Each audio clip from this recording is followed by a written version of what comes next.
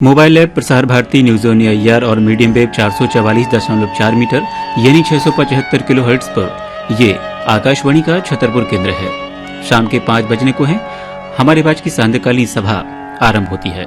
सभा की शुरुआत में लीजिए सुनिए युवाओं का मनचाहा कार्यक्रम युववाणी। कलाई पर विजय पाने के लिए मौन से बड़ा कोई अस्त्र नहीं है। दोस्तों, इसी सुविचार के साथ शुरुआत करते हैं आज के युववाणी कार्यक्रम का। मैं हूं आपके साथ आपका दोस्त मोहित सिंह सेंगर और मेरे साथ है मेरी साथी नंदिता कटारे। तो स्वीकार कीजिए हमारा नमस्कार।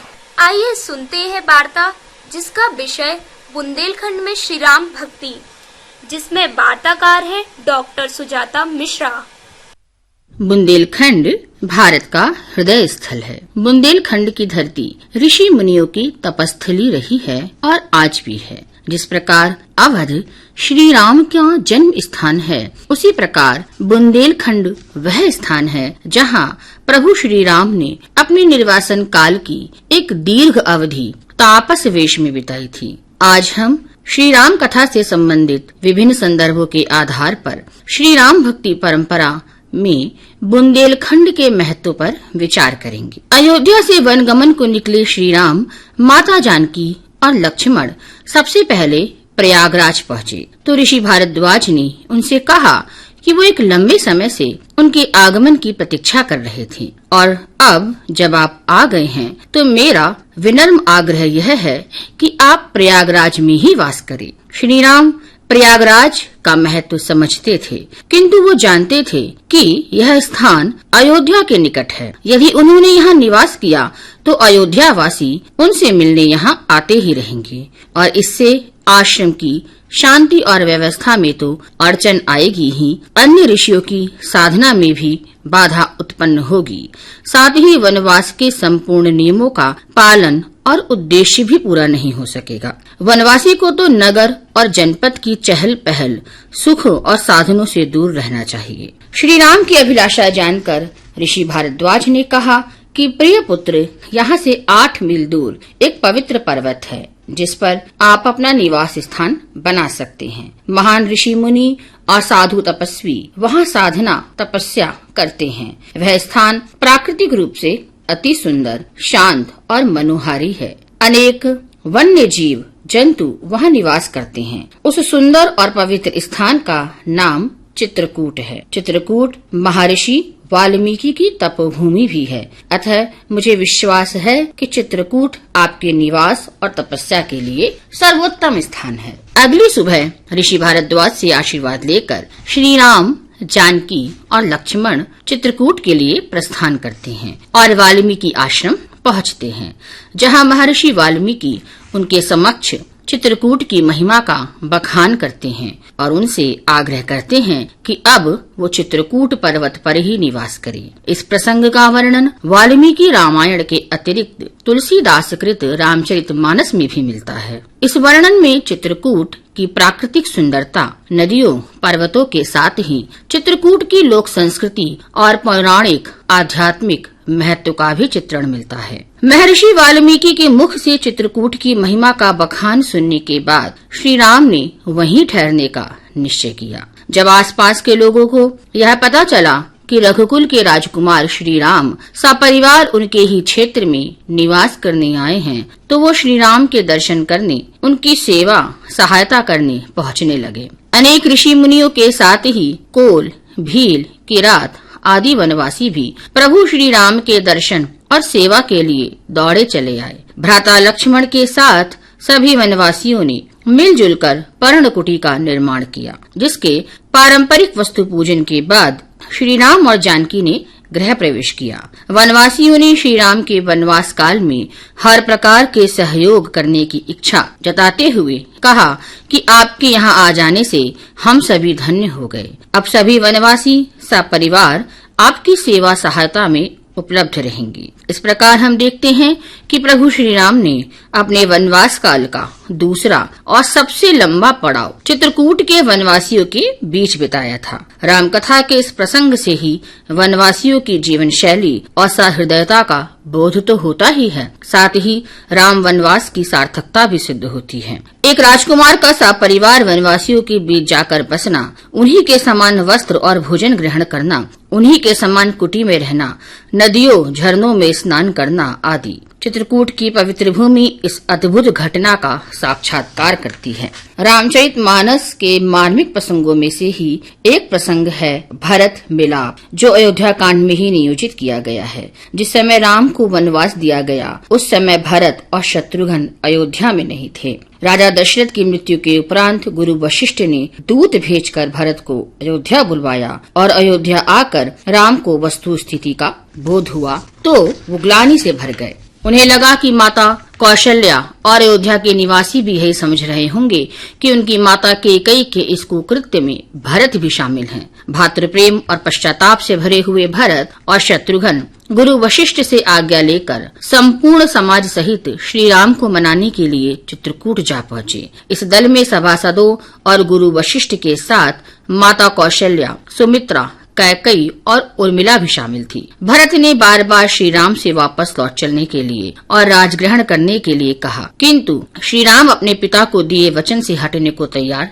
नहीं हुए। बल्कि जब उन्हें पता चला कि उनके पिता दशरथ की मृत्यु हो चुकी है, तब तो पिता की आज्ञा का पालन करना उन्हें और भी अनिवार्य लगा। अब तो वो पिता को दिए गए वचन से पीछे हट ही नहीं सकते थे। उन्होंने भरत को राजधर्म की शिक्षा दी और उन्हें अयोध्या का राजकाज संभालने की आज्ञा दी। जिसके बाद भरत श्री राम की खड़ाऊं यानी चरण पादुकाएं लेकर अयोध्या वापस लौटे और अब वो बड़े भाई श्री राम की अनुपस्थिति में अयोध्या का राजकाज संभालेंगे, किंतु वो अयोध्या की व्यवस्था और सुरक्षा राम के प्रतिनिधि के रूप में करेंगे। ऐसा निर्णय उन्होंने लिया कि राम ही अयोध्या के राजा रहेंगे। चित्रकूट में श्री राम और भरत के स्नेहीपूर्ण मिलन को देख, दो भाइयों का आपसी प्रेम और विश्वास देख और राम के मन में अपने लिए अपार श्रद्धा का भाव देख माता कैकेयी को अपनी स्वार्थपरता और भी पश्चाताप हुआ। उन्होंने श्री राम से अयोध्या लौट चलने का अनुनय किया। कैकेयी के इस पश्चाताप का बेहद कारुणिक चित्रण आधुनिक युग के यशस्वी कवि मैथिली शरण गुप्त ने अपने महाकाव्य साकेत में किया है। गौरतलब है कि खड़ी बोली के राम भक्ति महाकाव्य साकेत के रचयिता राष्ट्रकवि मैथिली शरण गुप्त जी की भी वन जन्म स्थली और कर्म स्थली बुंदेलखंड की पावन धरती ही है, जिन्होंने साकेत के रूप में श्री राम कथा के स्त्री पात्रों की चरित्र गाथा, पीड़ा, संताप और त्याग का वर्णन किया है। कैकेयी को इस संताप को वो इस तरह सामने रखते हैं, यह सच है तो फिर लौट चलो घर भैया, अपराधिन मैं हूँ तात तुम्हारी मैया, क्या कर सकती तीर मरी मंथरा दासी, मेरा ही मन रह सका न निज विश्वासी, करके पहाड़ सा पाप मौन रह जाऊं, राई भर भी अनुताप न करने पाऊं, कहते आते ते यही सभी नरदेही, माता न कुमाता पुत्र को पुत्र भले ही, अब कहे सभी यह हाय विरुद्ध विधाता, है पुत्र पुत्र ही रहे कुमाता माता, युग युग तक चलती रहे कठोर कहानी, रघुकुल में भी थी एक अभागिन रानी। चित्रकूट के बाद हम श्री रामराजा सरकार ओरछा की बात करते हैं। ओरछा बुंदेलखंड क्षेत्र में बेतवा नदी के किनारे बसा हुआ है। यह टीकमगढ़ से 80 किलोमीटर और उत्तर प्रदेश राज्य में झांसी से 15 किलोमीटर दूर है। राजा रुद्र प्रताप सिंह बुंदेला द्वारा वैशाख शुक्ल 3 संवत 1588 के दिन नवीन राजधानी के रूप में ओरछा की स्थापना की गई थी। राजा रुद्र प्रताप धर्मपरायण, प्रजापालक और दीन दुखियों के रक्षक थे। उनके पश्चात उनके ज्येष्ठ पुत्र भारती चंद्र गद्दी पर बैठे, जिन्होंने ओरछा दुर्ग एवं नगर के विशाल परकोटे का निर्माण करवाया, किंतु पुत्र विहीन दिवंगत होने के कारण उनके छोटे भाई मधुकर शाह जूदेव ओरछा के राजा हुए। मधुकर शाह जूदेव भगवान कृष्ण के उपासक थे, जबकि उनकी धर्म पत्नी महारानी गणेश कुंवरी भगवान राम की उपासक थी। उन दिनों भगवान राम की जन्मभूमि अयोध्या अपने विपत्ति काल से गुजर रही थी। एक दिन राजा मधुकर शाह ने रानी को चुनौती दे दी कि इतनी राम भक्त हो तो राम को अयोध्या से ओरछा क्यों नहीं ले आती। रानी ने प्रण ले लिया और अपने आराध्य श्री राम को लाने आषाढ़ माह में सन 1573 के आषाढ़ माह में अयोध्या के लिए निकल पड़ी। सरयू नदी के लक्ष्मण घाट पर एक कुटिया में रहते हुए रानी ने भगवान श्री राम की साधना की और साधु संतों से विमर्श किया। कहते हैं कि उनकी साधना से प्रसन्न हो प्रभु श्री राम ने उन्हें दर्शन दिए और उनके साथ ओरछा चलने के लिए सहमत हो गए, किंतु इसके लिए श्री राम ने महारानी गणेश कुंवरी के समक्ष 3 वचन रखे। पहला, श्री राम की यात्रा अयोध्या से ओरछा तक केवल पुष्य नक्षत्र में ही होगी। दूसरा, श्री राम जी को जिस स्थान पर विराजमान किया जाएगा उस स्थान से फिर किसी दूसरे स्थान पर नहीं ले जाया जाएगा। तीसरा, स्थापना के साथ ही ओरछा के सरकार अब राजा श्री राम होंगे। महारानी गणेश कुंवरी ने तीनों वचन निभाने का प्रण लिया और बाल रूप में श्री राम की मूर्ति को साथ लेकर श्रावण शुक्ल पंचमी संवत 1630 को ओरछा के लिए प्रस्थान किया और पुष्य नक्षत्र में ही यात्रा करने के वचन के अनुसार 8 माह 27 दिन में चैत्र शुक्ल नवरात्रि में ओरछा पहुंच गई। इधर राजा मधुकर शाह को जब पता चला कि रानी साहिबा राजा राम सरकार को साथ ला रही हैं, तो उन्होंने श्री राम के निवास स्थापना हेतु भव्य चतुर्भुज मंदिर का निर्माण शुरू करवा दिया, किंतु मंदिर का कुछ कार्य अभी अधूरा ही था, जिस कारण महारानी गणेश कुंवरी ने कुछ समय के लिए राजा राम सरकार को अपने महल में विराजित कर दिया। कहते हैं कि बाद में चतुर्भुज मंदिर बन जाने के बाद जब भगवान राम की मूर्ति को वहां स्थापित करने का निर्णय लिया गया तो वह मूर्ति अपने स्थान से हिली ही नहीं, जिसके बाद इसे ही राजा राम सरकार की इच्छा मान महल को ही मंदिर का रूपाकार दे दिया गया। इसी महल नुमा मंदिर को ही श्री राजा राम सरकार का मंदिर कहा जाता है। ओरछा नरेश मधुकर शाह ने सैन्य बल के साथ भगवान राम का ओरछा में शाही सम्मान से स्वागत किया और उन्हें ओरछा के श्री राम राजा सरकार के रूप में मान्यता दी। ऐसी मान्यता है कि भगवान राम सुबह से लेकर शाम तक ओरछा में निवास करते हैं तथा रात्रि होने से पूर्व अयोध्या लौट जाते हैं। इस प्रकार हम देखते हैं कि आदि युग से ही बुंदेलखंड आध्यात्मिक प्रेरणा का एक जीवंत केंद्र रहा है। चित्रकूट के रूप में बुंदेलखंड का पहला ज्ञात उल्लेख वाल्मीकि रामायण में मिलता है और यहीं से रामकथा के साथ चित्रकूट और बुंदेलखंड का अटूट संबंध जुड़ जाता है। प्रभु श्री राम ने अपने वनवासी जीवन की एक दीर्घ अवधि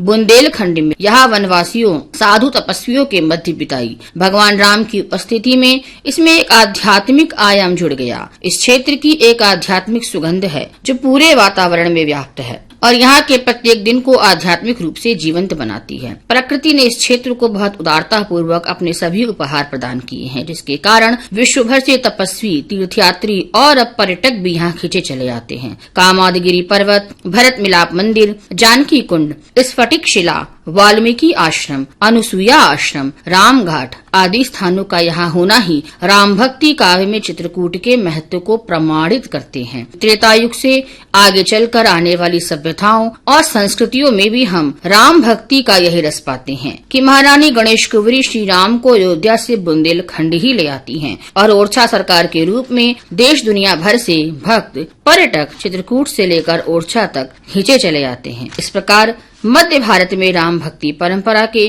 भारतीय केंद्र के रूप में बुंदेलखंड का सर्वोच्च स्थान है, यह कहना अतिशयोक्ति नहीं होगी। अभी आप सुन रहे थे ये वार्ता जिसका विषय था बुंदेलखंड में श्री राम भक्ति, जिसमें वार्ताकार थी डॉक्टर सुजाता मिश्रा।